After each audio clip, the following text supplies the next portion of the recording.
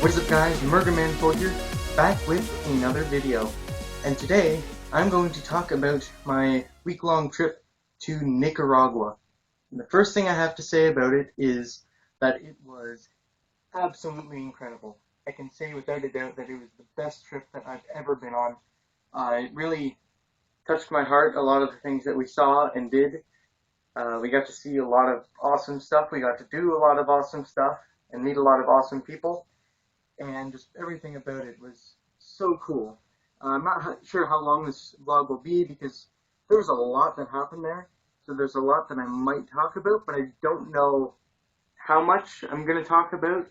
I don't know what I'm going to skip or not, because if I talk about my whole thing, the entire trip, all my experiences, it would probably take over an hour. And I like to keep my vlogs around 10 minutes max. So I'm going to try to do it quickly enough, but I'll also have some pictures and some videos to go along with this, like my other trip vlogs, and I hope you guys enjoy. So, one of the first things that people think when they think of an impoverished country is that all the people there are sad or in despair or something like that. They think that they don't know what to do with their lives. But when you actually go to a culture like that and you experience it, you realize that despite our view of them being poor, they don't see themselves as poor. They're some of the happiest, most hardworking people I have ever seen in my whole life. They do so much hard work, and like actual hard work, not the type of stuff that we do here and complain about. They do hard work all the time as part of their daily lives, and they don't complain a bit about it. They are so happy. They have such a positive outlook on life, and it is just incredible to see that. When you go down to places like that, you see stuff that you never expected that you would take for granted. One thing that I found out while I was there is the fact that down in Nicaragua, books are not really readily available. That was one thing that I never thought of before. You'd think that books are available all over the place and that reading is something that everyone can do. But you go down there, we did a thing called mobile library where we brought a whole bunch of books to school and we read to the children there. And these kids, they only get books during that time because they don't have actual libraries there. They barely even have textbooks in their schools. So that was really insightful to me. Anyway, so I think I'm going to start from the first day and move on to the end of the trip. So, we got to the airport and we headed out at about we headed out the evening of August 11th. And so that went all smoothly, except my dad, who was supposed to come on the trip, they wouldn't let him come because his passport expired within 6 months of our return, which is something we didn't know. You needed your passport to expire a lot longer than that before you could come to Nicaragua. So thankfully he was able to come a couple days later, but at first we thought he wasn't going to be able to come. Other than that though, our journey there went quite well. We arrived at about 1 o'clock Nicaraguan time, which is about 3 o'clock here. So they're about 2 hours behind us, and that went all well. So, very nice. Arrived in Nicaragua, and I have a little video that I took at the hotel we stayed at. So, I'll let that play. Alright, so here I am in Nicaragua. This is really, really cool. Right now we're in a hotel. This is my first morning, and this is my first time outside of Canada and the United States. So this is also my first time being in a country that does not speak primarily English, and it's very cool. So later that day, we went from Managua to Jinotega, which is a couple hours away, and one thing I didn't realize is that we were actually going to get to go into the mountains, which is really, really cool. So our entire week while we were there, we stayed in the mountains, and that was really cool. We got to go and see all the scenery in our first day. We didn't do any work because we had just arrived, so we spent the day traveling to Jinotega and doing a touristy thing. So there's this cross on top of one of the mountains in Jinotega, And so I actually went up there twice. All the guys in our group went up there twice, except for my dad, who would come late. And so all our group went up that day. It's a little over 1,000 concrete steps all the way up the mountain, and the view is incredible. You're looking out over the city of Hinotega. You're on top of a mountain. There's this crosser. It's just really, really cool. It was a really great sight. So we got back down, and the rest of the day was pretty chill. Then we started our work days. So we had Thursday, Friday, half of Saturday, and Monday that we did work days. The first day, me and two others in our group, we went and built some concrete ramps at an old folks' home. But yeah, that went well. First day, we got to sign our initials into the concrete, one of the concrete ramps, and that was kind of cool. And that was our first day. The second day, me and another one from our group, and later my dad joined us. We made a whole bunch of cinder blocks by hand. So we had to mix up the concrete, and then we put it into this machine that you had to manually pull down the lever, and it'll like create the cinder blocks. And so over the course of the day, we ended up making 172 cinder blocks. Our third half work day, I went to a school and helped to build a base for a playground at the school. And the schools there are not like our own here in North America. The schools are a lot smaller. They don't have as many materials to teach stuff. And I actually got to visit one of the schools on our final work day, which I'll get into soon enough. But yeah, so we didn't do a whole bunch in the morning. We were only there for a little bit. But then in the afternoon was probably the coolest experience for me while I was there. I'm not a very social person. I'm going to go out and say that. I'm not very good with conversation and stuff.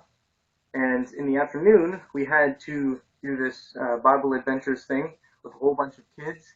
And we had to interact with them and play with them and stuff like that for the whole afternoon. And that was really interesting because these kids, I mean, we're from a completely different country. We don't even speak their language. And they've never seen you before. We're complete strangers. They just run up to us and hug us and latch on to us and treat us like they've known us forever, which is absolutely crazy. And so, despite the language barrier and stuff, I was able to communicate through hand gestures and things. We played frisbee, we played ball, played that type of stuff. They kept tickling me, which was fun to see all their smiles and laughs.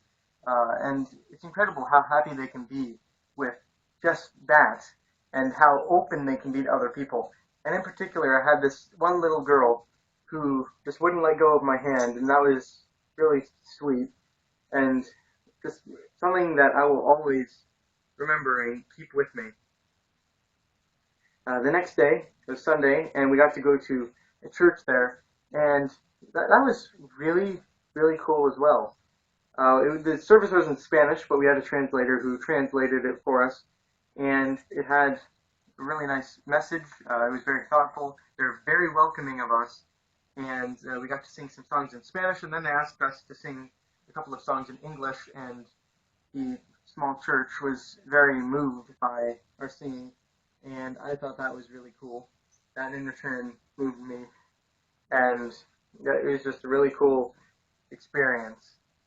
And in the afternoon on Sunday, we did a similar thing to what we had done the previous day, except that wasn't quite as fun because the kids there weren't nearly as interactive and touchy and playful as the kids the previous day had been. So, I mean, I still enjoyed it. I still really enjoyed seeing the smiles and stuff on their faces, but it just wasn't the same. The next day was our final work day, and this was another thing that was really cool. We did the mobile library, which I explained earlier on in the vlog, and so we were driving up to a school. I didn't know where the school was, but I thought maybe it would be 10, 15 minutes away. One thing I forgot to mention is the streets and stuff there were a total shock to me. I didn't know that they'd be so crowded. There are people in cars and trucks and buses and on motorcycles. There are people riding horses. There are people riding carriages behind horses. There are just cows and dogs and stuff on the streets. There are dogs everywhere there. They are all over the place, which is really strange to see because you don't see that here. And you'll see cows and horses roaming along beside the streets, which is really neat to see. The other thing is you don't really have to wear a seatbelt in Nicaragua. I didn't once wear one while I was there. And one of the cool things was you could actually ride on the back beds of a pickup truck. So that's what we did almost all the time to get to locations. And that was so much fun because you just hang on to the back as you're going along the road at up to 80 kilometers an hour. And then we turned onto a dirt road, and I was like, okay, this is going to take some time. But it took way longer than I thought. It ended up taking us an hour and a half to get to the school. And we just kept going up and up and up. I mean, I was like, okay, cool, we're going in up a mountain.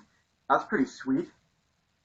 And then we kept going up and up and up, and the view was incredible. I loved it. And then we got into the clouds.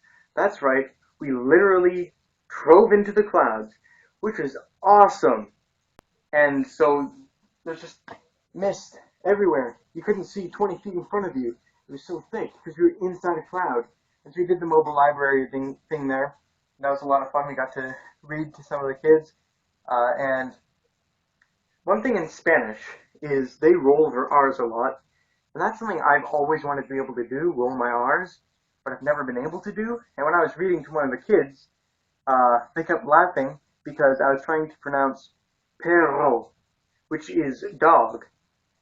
And instead, I kept saying perro, which is B-U-T, but, as in, but I couldn't roll my R's. So a bunch of these little Spanish kids, they gathered around me, and they kept repeating perro to me until eventually I got the R roll. So I'm very happy. So that's also something that I won't forget. This whole trip I'll never forget because it was just wonderful. And then in the afternoon, we got to go to a little daycare and play with some kids there. They were a lot smaller kids. They were maybe 4, 5, 6. But that was a lot of fun too. And then our final work day was done. So next day was our tourist day. So we are at a volcano, which is very cool. This is a volcano that is near Managua. I think it's called Messiah or something like that. And so what you see in front of me, all this whiteness, that is smoke from the volcano itself. So there's a cross over there that was erected in the 1700s. I'm not sure if that's the same cross. Probably not. Unfortunately, we can't go up to it right now. But we're going to look over the edge of the volcano and not drop the phone. I'm down with you. I would love to.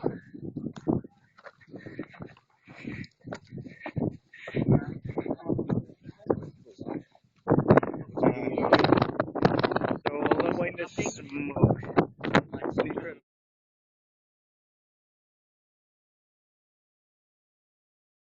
After that, we went to a market, which I didn't get any pictures of, but I did get a souvenir there, as well as something for my brother and sister with my dad. I got this chess set, this handcrafted chess set, which is very, very neat.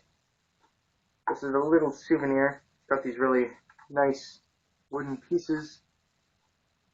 And so this is my souvenir from Nicaragua. And so next we went ziplining, which I also don't have any pictures of at the moment. I'll be able to get some from some of the other people in my group, but I won't be able to show you in this vlog. And that was a lot of fun. We did an upside down one where we were hanging upside down, as if that needed explanation. We also did Superman. We were just laying out flat with our arms out, and that was a lot of fun as well. So the zip lining was great. And so that was the end of our tourist day. The trip was incredible. It's something I will always remember. I'll always keep with me. And these experiences there have changed how I view certain things in life. And I have a bit of advice for you. If you ever get an opportunity to go on a mission trip like that, take that opportunity because it's incredible. It'll give you a new insight into life, into what you should thankful for, because you should be thankful for everything you have. Because other people in the world, they just don't have that, and even though they don't have that, they're so happy. So be happy with what you have, and yeah, if you ever get an opportunity to go on a mission trip like that, I suggest you do it because it is life changing, like some people say. So, thank you guys for watching. Hope you enjoyed. Hope it wasn't too long. And so, Virgin Man 4, over and out. I'll see you guys